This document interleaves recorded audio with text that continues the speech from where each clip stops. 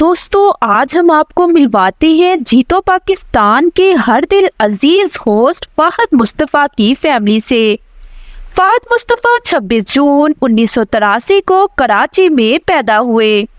फिल्मों और टेलीविजन पर यकसा मकबूल फाहद मुस्तफ़ा की शादी 2005 में सना फाहद से हुई।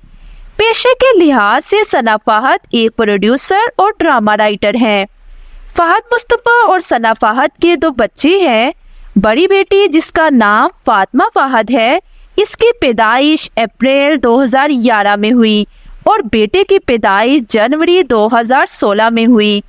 फाहद मुस्तफ़ा की फैमिली में इनके वालिद सलाहुद्दीन दुनिया फिल्मों और टेलीविजन के मशहूर अदाकार रह चुके हैं।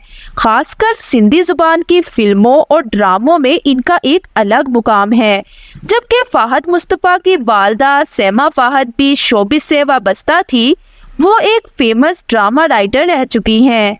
तस्वीरों में फाहद मुस्तफ़ा अपनी फैमिली के साथ काफ़ी खुश नज़र आ रहे हैं।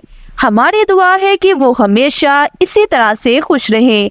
दोस्तों वैसे आपको अदाकार फाहद मुस्तफ़ा कैसे लगते हैं, हमें कमेंट बॉक्स में ज़रूर बताइएगा।